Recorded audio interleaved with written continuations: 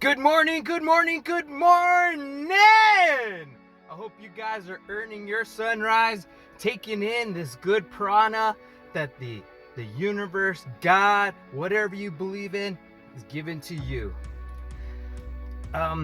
Just got out of the gym again. Usually the gym is a place for me to think about things as well as start working on yourself, trying to build a better version of yourself. I know that's a cliche that everybody uses these days, and sometimes I feel like it's getting overused, but it's still the truth. It's always about striving to be better than you were yesterday. A couple things I started thinking about is we have to have a why in our life, why we do certain things. Like, example, why do I work out in the gym? Why do I eat healthy? Why do I work the job that I do? Why do we do certain things? And I know Nietzsche has said this: if you have a strong enough why, you can overcome any how. And I ask you, what is your why? What is the why in the things that you do in your life? I could talk about my why. I'll use that as an example, why I work out in the gym.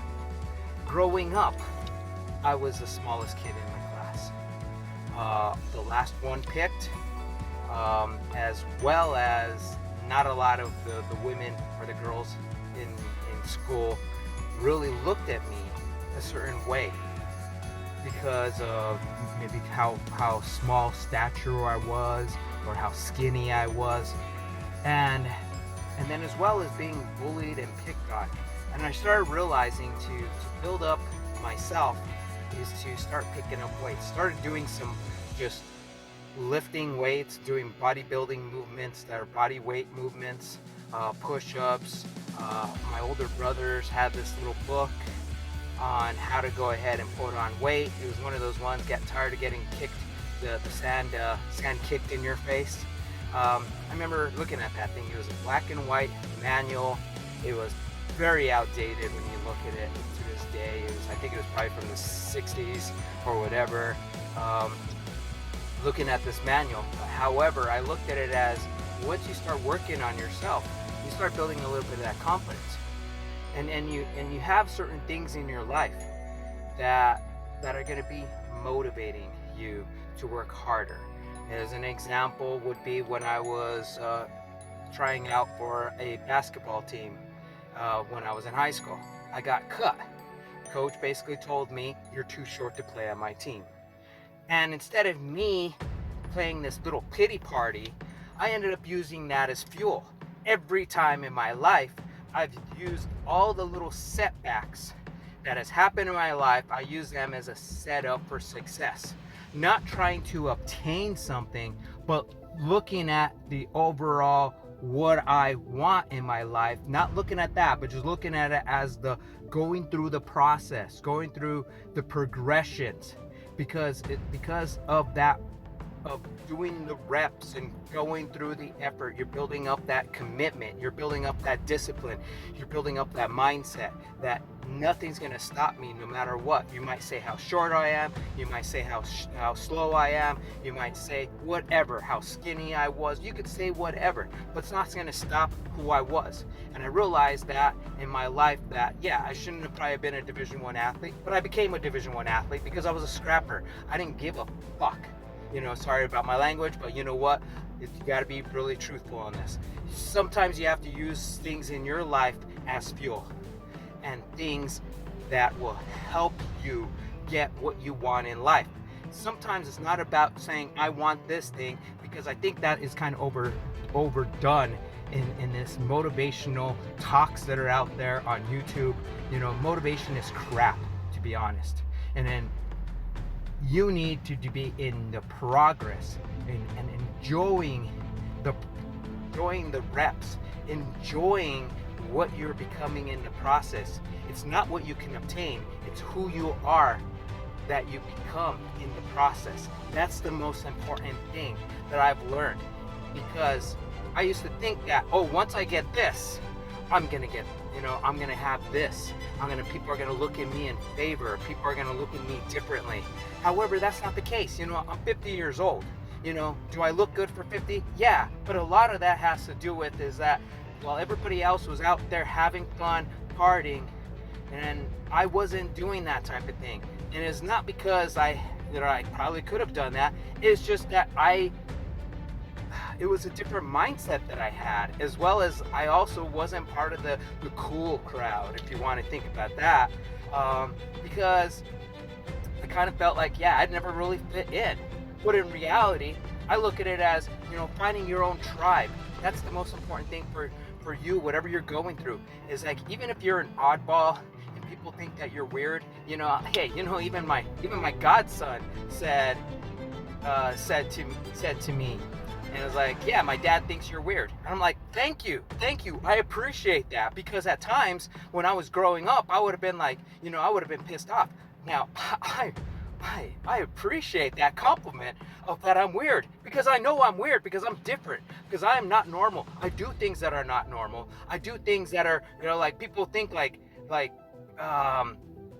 it might be crazy of like, maybe like what I'm eating, what I'm doing, how I'm living my life. I had a friend of mine saying that I was, instead of, I should do my YouTube channel of calling it being cheap because you're too damn frugal. I kind of look at it saying, it's not about being frugal. I'm just maximizing my money. I don't have Netflix.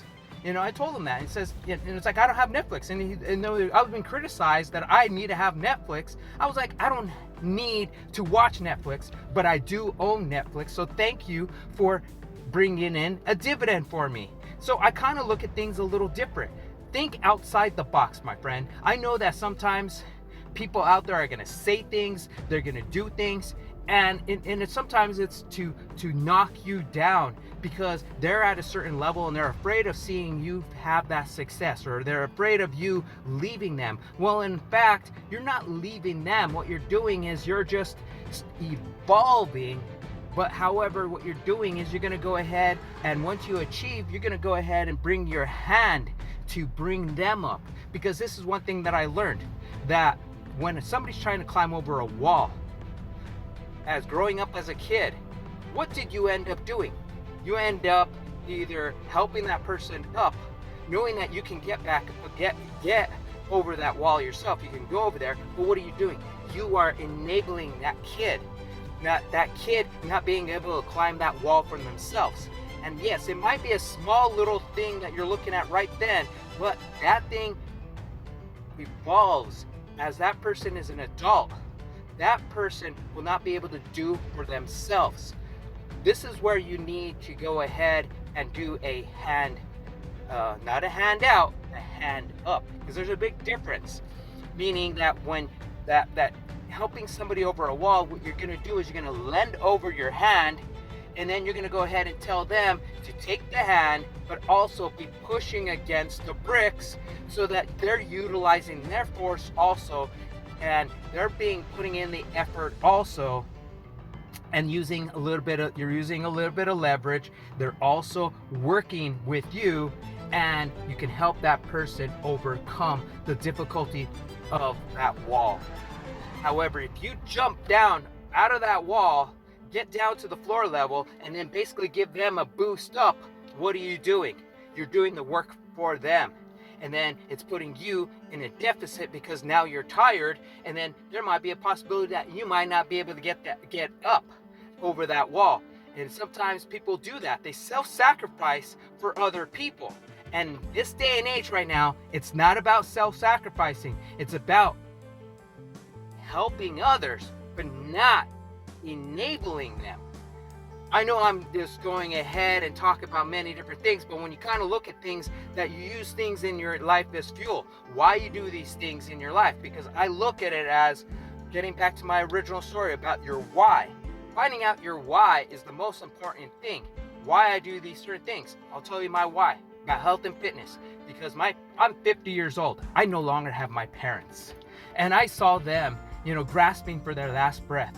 And I realized that is something that I do not want to go through. Meaning that the struggles that they went through in the later years in their life. I don't have any children. I don't have a significant other. All I have is me. So I kind of look at it as, I want to live my best life.